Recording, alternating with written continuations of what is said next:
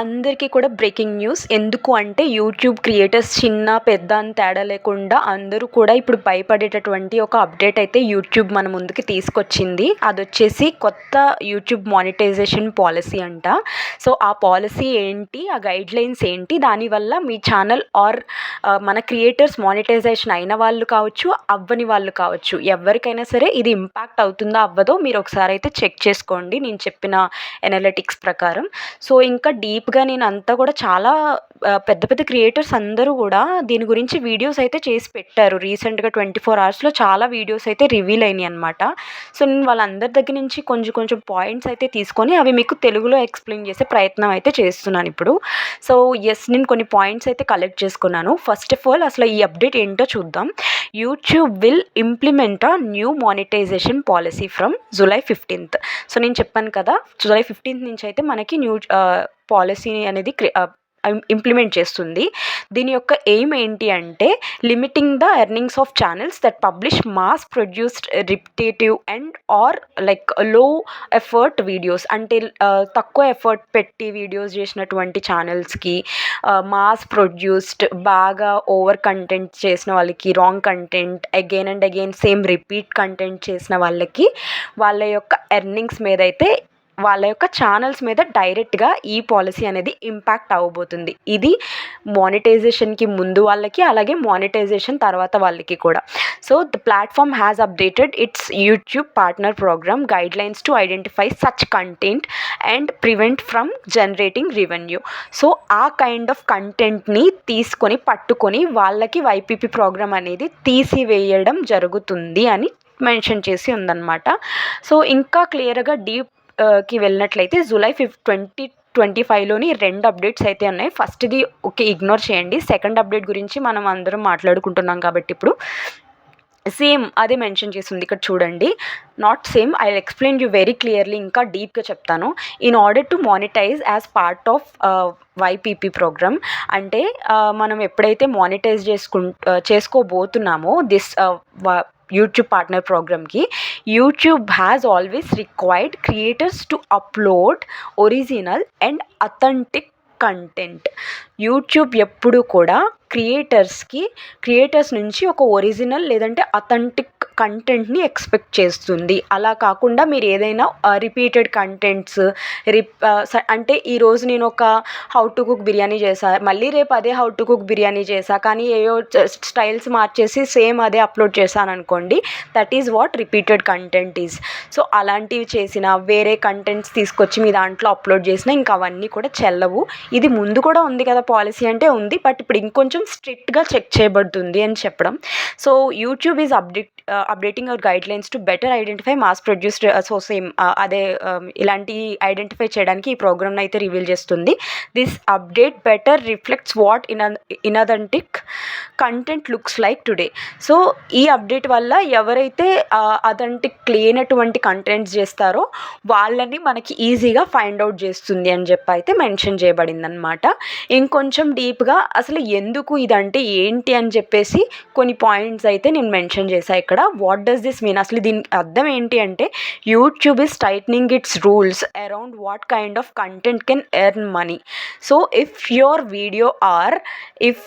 మీ video అనేది repetitive అంటే same script visuals over and over, ఒకటే స్క్రిప్ట్ని మళ్ళీ రిపీట్ చేసిన, సేమ్ విజువల్స్ని కూడా మళ్ళీ రిపీటెడ్గా చూసిన మీ ఛానల్ మీద ఇంపాక్ట్ అవుతుంది, మానిటైజేషన్ ఆగిపోతుంది ఒకటి. నెక్స్ట్ మాస్ ప్రొడ్యూస్డ్ అంటే auto generated or made with little efforts to make it unique. తక్కువ ఎఫర్ట్స్ పెట్టి జస్ట్ ఏదో ఆటో జనరేటెడ్ వీడియోస్ ఇప్పుడు చేస్తున్నారు కదా చాలామంది. అంటే ఆటో జనరేటెడ్ డ్యాన్స్, ఒక ఫోటో పెడితే డ్యాన్స్ వచ్చేస్తుంది. సో ఇలాంటివి లిటిల్ ఎఫర్ట్స్ పెట్టి క్రియేట్ చేసి అప్లోడ్ చేసినటువంటి వీడియోస్ కూడా ఇక పైన చెల్లవు. Next copied or slightly altered from other creators are AI tools ఏవి కూడా మీకు మానిటైజేషన్ అవ్వవు. అవ్వాలి అంటే ఏం చేయాలో కూడా నేను చెప్తా. ఏఐ టూల్స్తో క్రియేట్ చేసినటువంటి అన్నీ కూడా మానిటైజ్ అయితే అయిపోవు. అలానే కాపీడ్ స్లైట్లీ ఆల్టర్డ్ ఫ్రమ్ అంటే వేరే వాళ్ళ కంటెంట్ని సేమ్ కాపీ చేసినా అది అవ్వదు, మీకు ఆల్రెడీ తెలిసింది.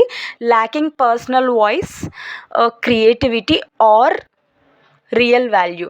సో పర్సనల్ వాయిస్ని ల్యాక్ చేయడం, లేదంటే క్రియేటివిటీ ఆర్ రియల్ వాల్యూని తీసుకురాకపోవడం, ఇవేమీ చెయ్యకపోవడం, మీ పర్సనల్ వాయిస్ ఇలాంటివి ఏమి యాడ్ చేయకుండా మీరు డైరెక్ట్గా వేరే వాళ్ళ కంటెంట్ చేయడం అనేది కూడా it is not correct. Then you may be denied monetization or lose existing YPP eligibility. అంటే మానిటైజేషన్కి మీరు ఎలిజిబుల్ కాకపోయే ఛాన్సెస్ ఉన్నాయి, డినై అవుతారు అని చెప్పుంది. What YouTube wants to see, మీ వీడియోస్ నుంచి అసలు యూట్యూబ్ ఏం చూడాలనుకుంటుంది? Original content created by you. First thing, మీ ద్వారా ఒక ఒరిజినల్ కంటెంట్ని చూడాలి అనుకుంది. Content that adds real value, creativity or personal insights. ఒక రియల్ వాల్యూని క్రియేట్ చేసేటటువంటిది, ఒక క్రియేటివిటీ, మీ నుంచి వచ్చేటటువంటి క్రియేటివిటీ అనేది ఆ వీడియోలోని కానీ షార్ట్లో కానీ వాళ్ళకి కనిపించాలి విత్ పర్సనల్ ఇన్సైట్స్. నెక్స్ట్ వచ్చేసి అథెంటిక్ స్టోరీ టెల్లింగ్ అవ్వచ్చు, voice overs, edits or unique formats.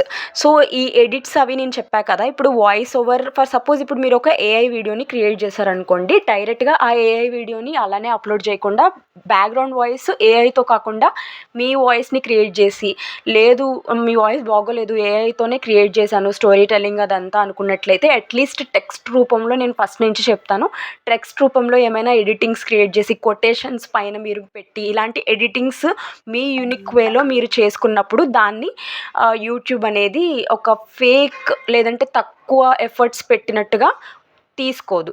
So దాని ద్వారా మీరు ఆ వైపీపీ ప్రోగ్రామ్కి ఎలిజిబుల్ అవుతారు విత్ యువర్ ఓన్ ఎడిట్ అయితే మాత్రమే. Then why this is happening, అసలు ఇది ఎందుకు పెట్టారు ఈ అప్డేట్ అనేది third point. So YouTube wants to support creators who are genuinely creating. So ఇక్కడ యూట్యూబ్ అనేది ఓన్లీ జెన్యూన్గా ఎవరైతే క్రియేటివిటీగా క్రియేట్ చేస్తున్నారో వాళ్ళకి మాత్రమే సపోర్ట్ చేయాలి అనుకుంటుంది.